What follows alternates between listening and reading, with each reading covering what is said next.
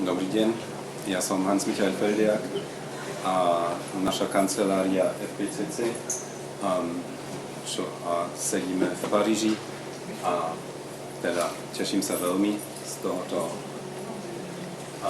tohoto víťazstva a krátko vám prezentujem náš návrh, teda tú časť návrhu, ktorú sme vyhrali.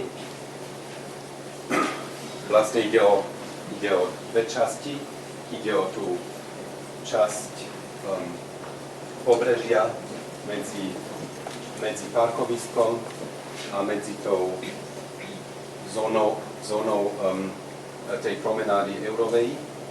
A druhá časť je okolo parkoviska až po právnickú fakultu na Šafárikovom námestí. Vlastne je to veľmi jednoduchý návrh a to, čo sme sa snažili, je tam dať veľkorysosť toho priestoru. To, čo sme chceli ukázať s týmto obrazom, že ten horizont, čo vďaka Dunaja je veľmi široký a veľký, je teda otvorený a na druhej strane sme chceli dať s tým elementom, ktoré tam sú, kvalitu ako kvalitu, ktorá je pre nás tam jestvujúca, ale možno dnes trochu skrytá. Takže my sme vlastne použili všetky tie elementy, čo sú na mieste a sme len málo tomu dodali. Teda keď začneme od spodu, tak sme, ako viete, tie chodníky z Eurovej, tam sú dva chodníky a ten chodník, čo je priamo pri vode, ten pokračuje a teda dúfame, že v čase teda to naviazanie na to, čo je dnes parkovisko, na to, čo je dnes osobný prístav a potom ďalšia promenáda bude tiež riešené. A vlastne tá naša plocha, čo je mlátová plocha, čo použijete stromy, ktoré sú tam, ona je definovaná z jednej strany teda tým chodníkom a z druhej strany tým protipovodňovým múrom. A ten múr, to je náš prvý element.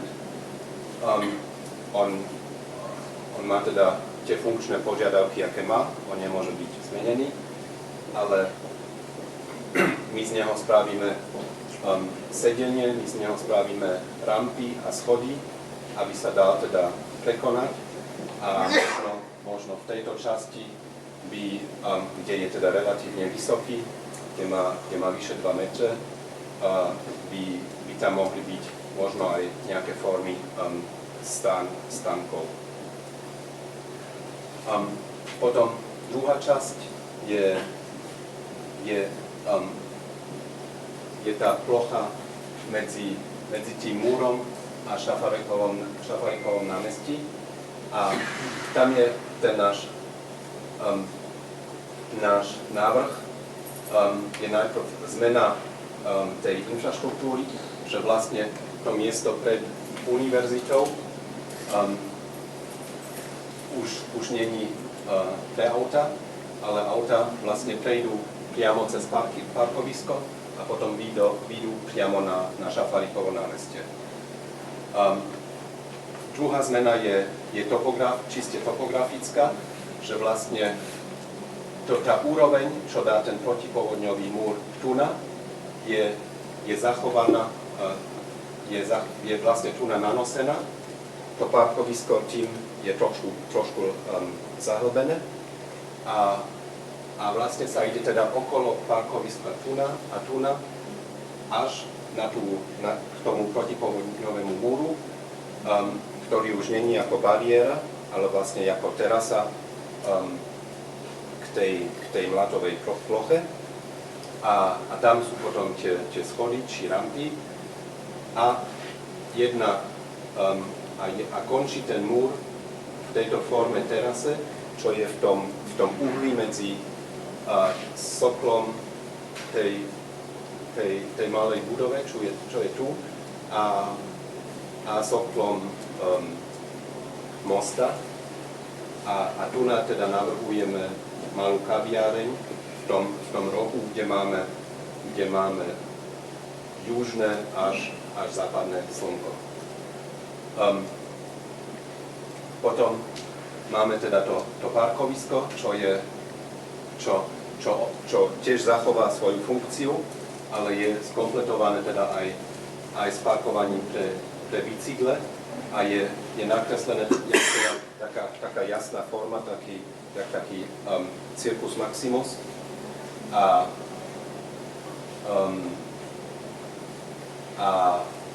vlastne tá zeleň tu je kompletne zachovaná. A tretí dôležitý element je tá rampa mostu, ktorú teda navrhujeme premeniť na Alpinum, na také niečo medzi záhradou a parkom, čo je v svahu. A navrhujeme zmeniť tú hranu medzi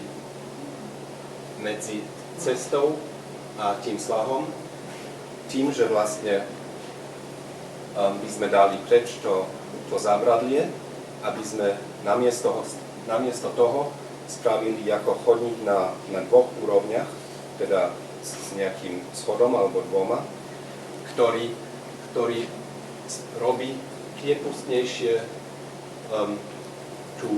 ten vzťah medzi tými dvoma zónami. A vlastne tieto otázky napojenia sú teda úplne centrálne body v tomto projekte. Napojenie potom námestia, Šafarikového námestia k Dunaju, že vlastne už odtiaľto máme tú perspektívu otvorenú k Dunaju, že vlastne to parkovanie je teda trošku nižšie a tým máme tú voľnú perspektívu, že na jednej strane rámované tou záhradou a na druhej strane rámované tým vstupným priestorom pred univerzitou. Potom ten možno budúci spoj teda k tej rampe, lebo tá rampa dneska vlastne už tou formou, ktorou dnes existuje, nie je potrebná, ale je to jedna veľmi jasná figúra, do ktorej sa teda zapísala umelecká beseda a potom to napojenie jasne, že na tie dve strany promenády, na Euroveu a potom smerom k osobnému prístavu. Čo sa týka funkcií, teda je to ako požiadané, to vidíme na dočasné kultúrne a športové aktivity, na organizované aktivity, ale aj na spontánne, teda naozaj teda aktivity pre obyvateľov, improvizované veci a potom vlastne na tom kľúčovom bode, na tom rohu vidíme tú kaviareň ako jediný stávaný pevný objekt v tom našom návrhu. Ďakujem.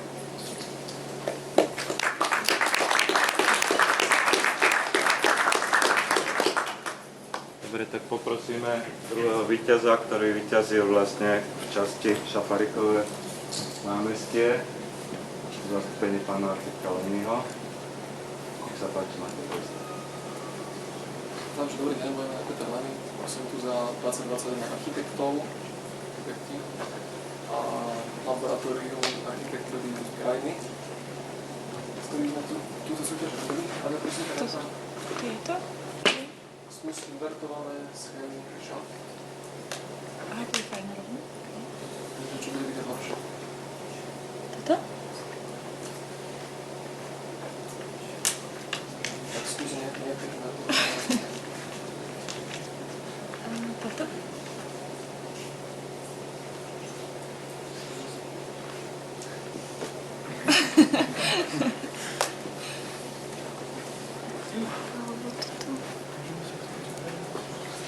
No, toto. Tieto. Takže skúsim, že či v tej bielej tam vidie niečo. To sú asi tie staré, ja vám dám ešte nové nejaké A posledné. vidíte to zhruba? Nejako?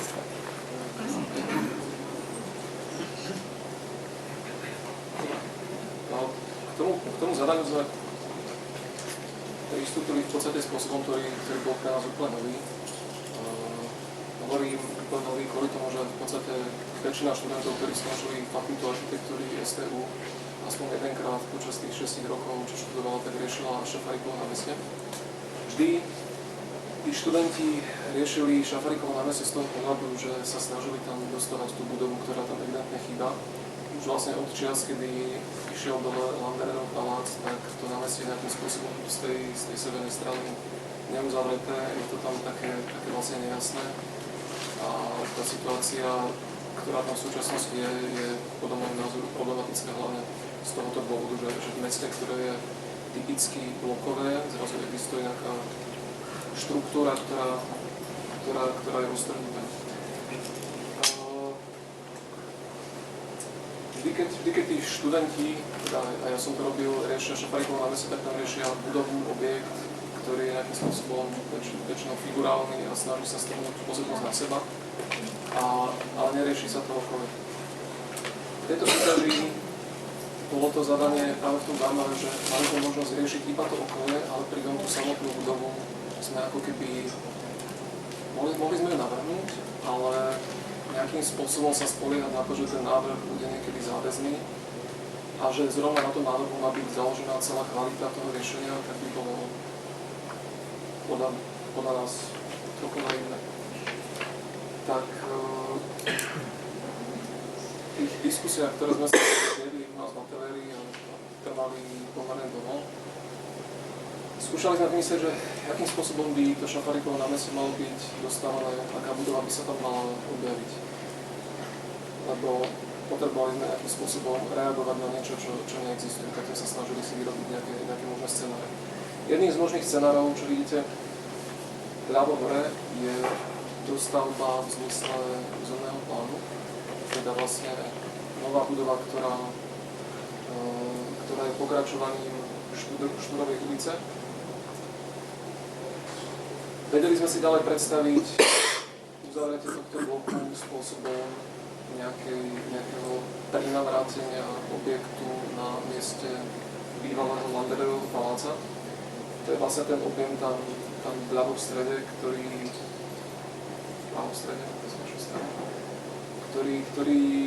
je veľký, nepodobá sa na Landererov palác, ale vychádza vlastne z jeho podobistnej stopy a doplňa ten blok na úrovni výšky okolitých budov. A tretí spôsob, ktorý vieme pripustiť a ktorý by pre nás mal zmysel, je uzavretie toho bloku solitárom, ktorý už nie je napojený na tú Štúrovú ulicu, ale ktorý vlastne riečne delí priestor Šafárikovo námestia. Povedali sme si, že ten náš návrh musí byť schopný pre hoci ktoré z týchto riešení, tak aby sme nevytvorili niečo, čo dajme tomu za 5 alebo za 10 alebo za 15 rokov, keď tam tá budova príde, tak aby ten náš návrh vtedy neprestal existovať, aby neprestal fungovať. Ďalším takým celkom významným faktorom, ktorý sme si uvedomovali, je to, že napriek tomu, že sa Šafárikovo námestie volá námestie, tak neobsahuje ako keby plochy, ktoré by boli typické ktoré by mali charakter typický pre centrum mesta. Plochu s prvým povrchom, na ktorú by priamo bola napojená nejaká občianska vybavenosť, ktorá by tú plochu mohla obsluhovať, tak ako to máte napríklad na hlavnom námestí alebo na námestiach v centre mesta. Tak z týchto vstupov sme došli k tomu, že by sme chceli na jednej strane poskytnúť hlavne miestnym obyvateľom park lokálneho významu. To je vlastne územie označené ako 1 a 2 na severnej časti. A zároveň by sme chceli, aby Šafarikovo námestie fungovalo ako námestie celomestského alebo až nadmestského významu. A to je vlastne táto plocha, ktorú sme zamýšľali takého toho trojšieho mestského charakteru. Ako som hovoril, ten blok, ktorý je tam načrtnutý, ale ktorý nie je v súčasnosti dopovedaný, sme sa rozhodli nejakým spôsobom uzavrieť. Tam taký ten čierny pásik, tak to je vlastne pavilón, ktorý navrhujeme na rozhranie tohto parku a tohto námestia, a ktorý už teraz je schopný obsluhovať aj na jednu stranu, aj na druhú stranu tieto priestory, a v ktorom sa môže nachádzať občianská vybavenosť vlastne bez ohľadu na to, aká budova tam v budúcnosti vznikne a akým spôsobom to tam dopovie.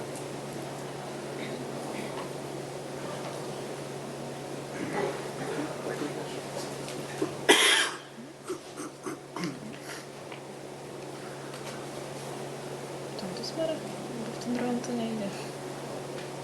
Skús tam nájsť takúto čiaru, ktorú vlastne.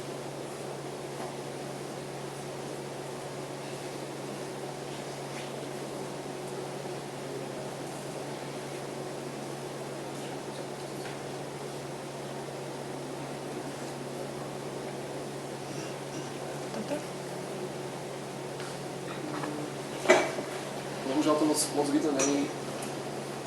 Náš pager je k dispozícii tuto, môžete si potom naštudovať nejaké ďalšie podrobnosti. Toto sú vlastne tie rozhodnutia, ktoré boli pre nás dôležité. A čo sa týka už nejakých konkrétností, to v podstate podľa nás je ešte otvorené do ďalšieho spracovania návrhu. Ale to hlavné, na čom podľa nás stojí,